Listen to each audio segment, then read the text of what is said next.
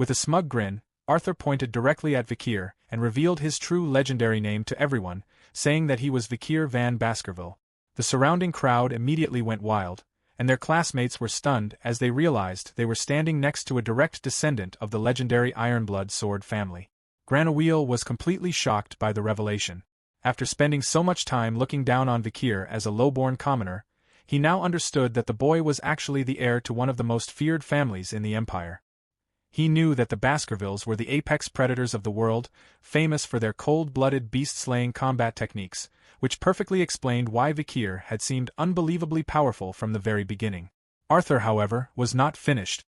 He smugly explained how he had connected the clues, recalling a warrior with a beast-like crimson aura whom he had seen before being dragged into the abyss. He remembered that the warrior had worn a distinctive inverted pentagram pendant around his neck. Laughing arrogantly, Arthur asked Vikir whether he had really believed he could hide such a huge secret forever. Vikir remained silent, his face hidden in shadow as he allowed Arthur to continue talking. The other students, including a confused Granaweel, could not understand what Arthur was talking about in the middle of such a deadly situation. However, when Granaweel looked at Vikir's dark red sword, a frightening realization struck him, and Vikir's monstrous strength suddenly made perfect sense. Before the situation could become more dramatic, the system loudly announced that the current trial had officially ended with 67 survivors and warned them that the entire area was about to collapse into the abyss. Even as the ground broke apart beneath them, Arthur remained calm and smug. He casually gestured toward Vikir and said that although time was short, he was a reasonable person who did not ask for much. Smiling greedily, he proposed a deal.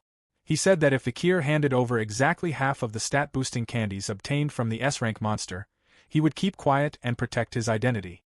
While red warning messages flashed everywhere and large stones fell around them, Vikir stood silently without reacting. Arthur's confidence quickly disappeared, and he began sweating as he clutched his chest in disbelief that his blackmail was failing. He frantically asked whether Vikir was really willing to let him reveal the secret to the entire world. Growing more desperate, Arthur asked if Vikir's alternative plan was to kill him and the other 65 survivors to keep them silent. Vikir simply replied that Arthur could do whatever he wanted.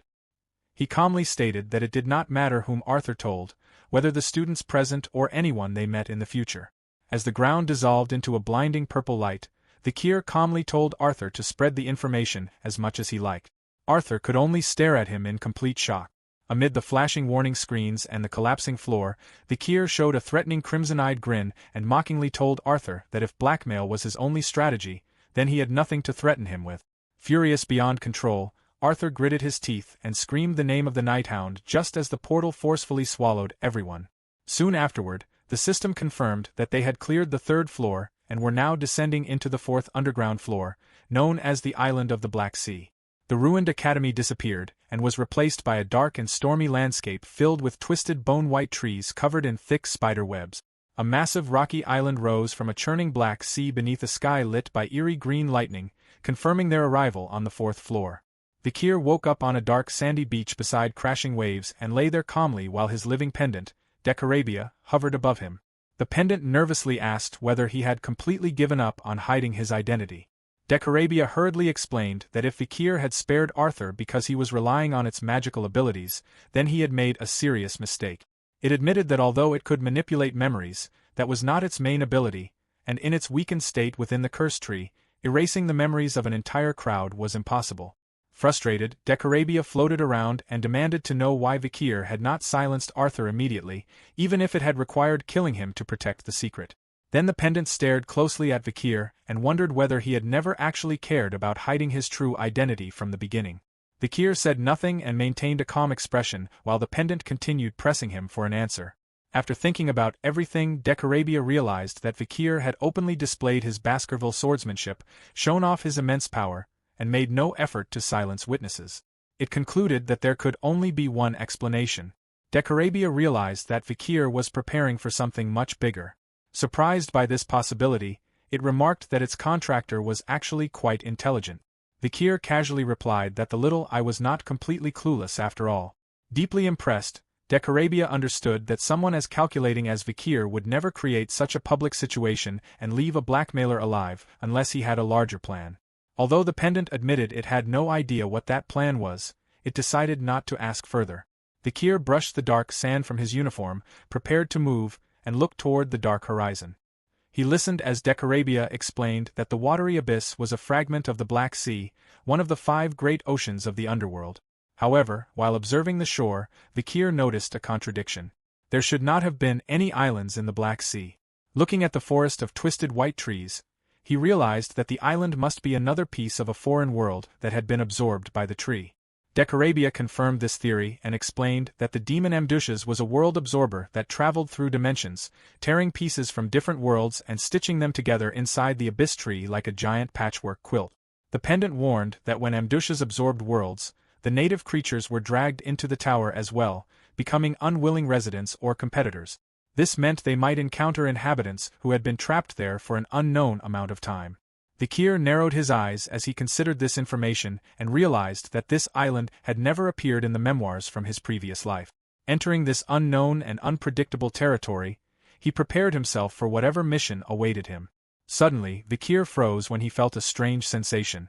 He collapsed onto the sand and struggled to breathe, causing Decarabia to panic and ask what was happening.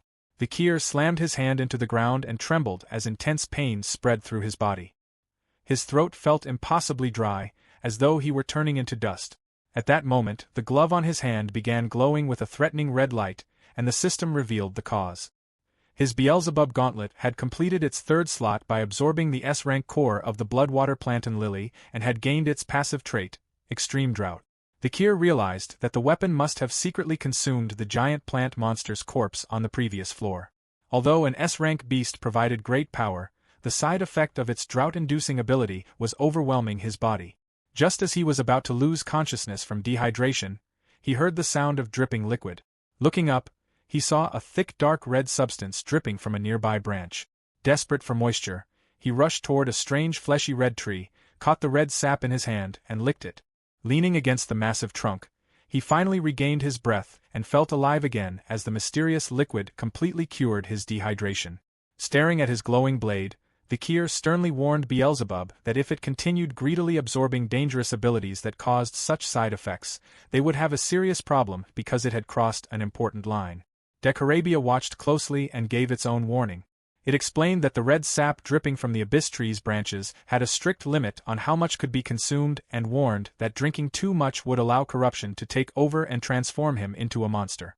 Stepping back quickly to examine the massive structure, Vikir realized that it was a direct branch of the abyss tree. He was amazed that the huge parasitic roots of the demonic tree had stretched all the way into that dead, dried-up forest of another world. Suddenly, his red eye gleamed as he sensed a rustling sound in the dead forest behind him. Before he could react, a rough and hostile voice demanded to know who he was and who had given him permission to steal their hard-earned sap. 2 muscular men carrying spears stormed onto the dark sand, angrily shouting that it had been their turn to drink the tree's juice.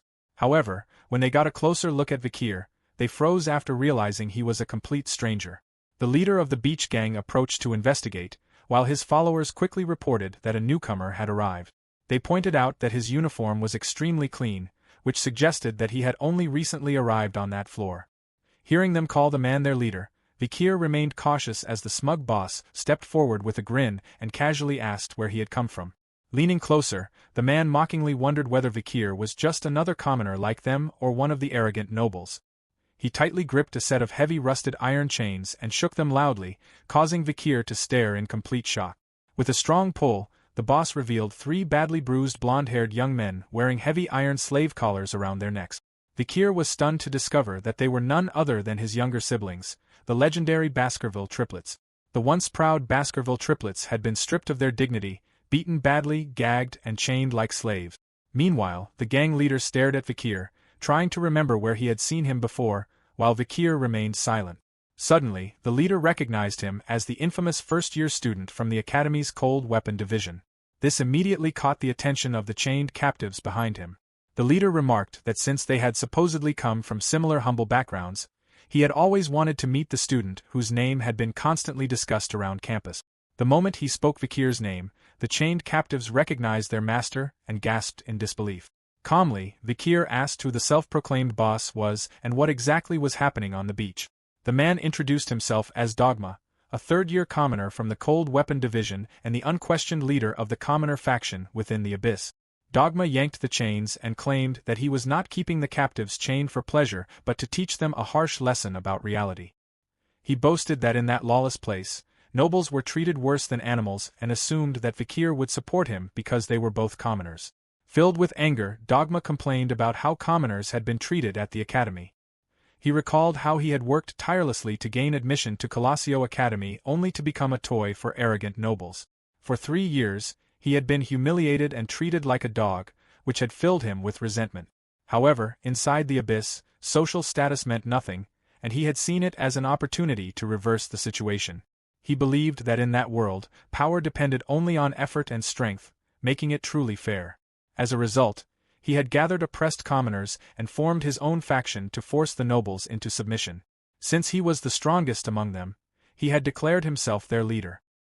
He proudly pointed out that he was level 10 and possessed the frightening title of Human Slayer.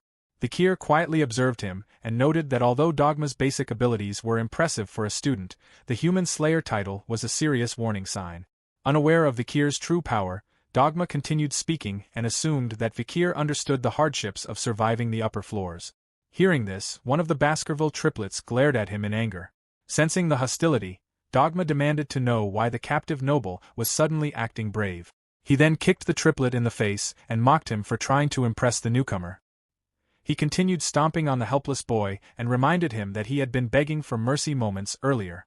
Turning back to Vikir, Dogma invited him to release all his anger on the nobles. Pointing at the bruised triplet, he offered Vikir a choice. If Vikir beat the noble who still clung to his family pride, Dogma would allow him to join the commoner faction. Instead of accepting the offer, Vikir quietly gathered his crimson mana and prepared to act. With a single effortless burst of power, he shattered the heavy chains binding his siblings. Dogma and his followers were left speechless with shock. Surrounded by a red aura, Vikir fixed Dogma with a cold stare and stepped between him and the triplets. He calmly asked what kind of pathetic act Dogma thought he was performing. Vikir bluntly stated that Dogma's actions had nothing to do with genuine revenge. He then asked whether the triplets had ever personally tormented him at the academy. By doing so, he exposed Dogma's hypocrisy and pointed out that torturing innocent nobles simply because of their status made him no different from the people he hated. Vikir dismissed Dogma's cause as nothing more than a cheap way to satisfy his own ego. Furious, Dogma shouted at him to be quiet. Enraged by the criticism, he declared that he did not care why Vikir was defending the nobles. He insisted that all nobles were the same and warned that by supporting them, Vikir had chosen the wrong side and had become trash as well. Dogma then created a massive swirling fireball and threw it directly at him.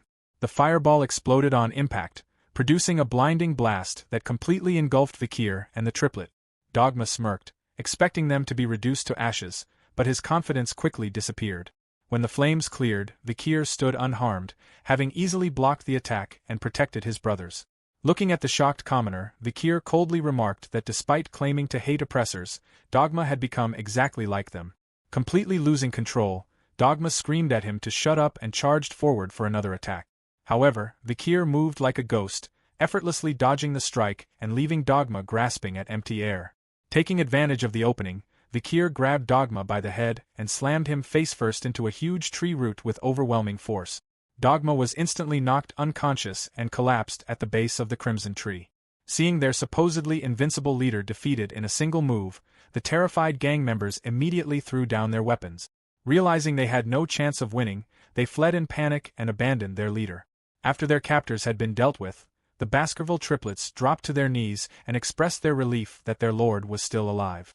When Vikir asked whether they were all right, the brothers quickly stood up and replied that compared to the harsh training of the Baskerville family, those injuries were nothing. Getting straight to the point, Vikir asked what disaster had occurred on the upper floors that had allowed powerful warriors like them to be captured so easily. The triplets' expressions darkened, and one of them stepped forward to explain. He revealed that the nightmare had begun on the second underground floor during the chaotic Hellhound survival mission. When the terrifying demonic beasts had suddenly attacked the plaza, most of the students had panicked and run away. Even though the tower's curse had weakened everyone 100 times over, the noble students had stepped forward and fought to buy time for the others to escape. However, in the middle of that desperate battle, Dogma and his commoner faction had arrived. Instead of helping fight the monsters, they had betrayed the nobles and attacked them from behind. By killing their classmates and stealing their valuable stat candies, Dogma's faction had seized the position of the strongest group. The triplet warned that this betrayal had only been the beginning and that the true horror had become even worse after they descended to the third underground floor.